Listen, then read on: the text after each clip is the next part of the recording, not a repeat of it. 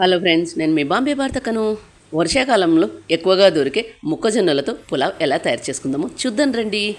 ఒక గ్లాస్ బాస్మతి బియ్యాన్ని తీసుకుని వీటిని ఒకసారి శుభ్రంగా వాష్ చేసుకోండి.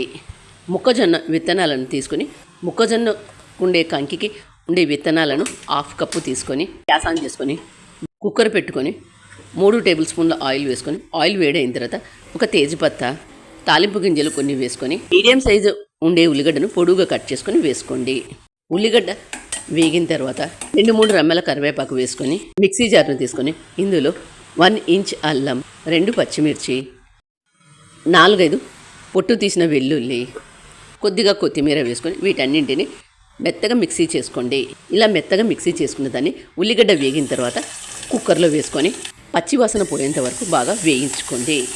1 టేబుల్ స్పూన్ ఉప్పు, 1/2 టేబుల్ స్పూన్ పసుపు వేసుకొని అంతా ఒకసారి బాగా కలుపుకొని 1/2 గ్లాస్ మొక్కజొన్న విత్తనాలు వేసుకొని వీటన్నింటిని ఒకసారి కలుపుకొని 1 నిమిషం పాటు బాగా వేయించుకున్న తర్వాత ఇప్పుడు ఇందులో 5 నిమిషాల ముందుగా నానబెట్టుకున్న బాస్మతి బియ్యంలో నుంచి నీళ్ళన్నీ వంపేసుకొని బియ్యం కుక్కర్లో వేసుకొని అంతా ఒకసారి బాగా కలుపుకొని 2 నిమిషాల పాటు బాగా ఇలా వేయించుకున్న తర్వాత ఇప్పుడు ఇందులో 1 గ్లాస్ బియ్యానికి 2 గ్లాసుల నీళ్లు పోసుకోండి.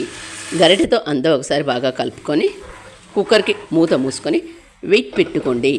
కుక్కర్కి 2 విజిల్స్ వచ్చిన తర్వాత గ్యాస్ ఆఫ్ చేసుకోండి. కుక్కర్కి ఉన్న ఆవిరంతా పోయిన తర్వాత మూత తీసి చూద్దాం. ఇలా తయారు చేసుకున్న మొక్కజొన్న పులావ్ను ప్లేట్లోకి సర్వ్ చేసుకొని బూందీ రైతాతో సర్వ్ చేసుకొని తినండి. ఎంతో బాగుంటుంది. మరి మీరు కూడా తప్పక ట్రై చేయండి. మరి మీకు ఎలా వచ్చిందనేది కామెంట్ రూపంలో తెలియజేయండి. వీడియో నచ్చినట్లయితే ఒక లైక్ ఇవ్వండి. మీ ఫ్రెండ్స్కు రిలేటివ్స్కు షేర్ చేయండి. మీరైతే ఒక లైక్ ఇవ్వండి. నా ఛానల్ను ఫాలో అవ్వండి. Thank you for watching.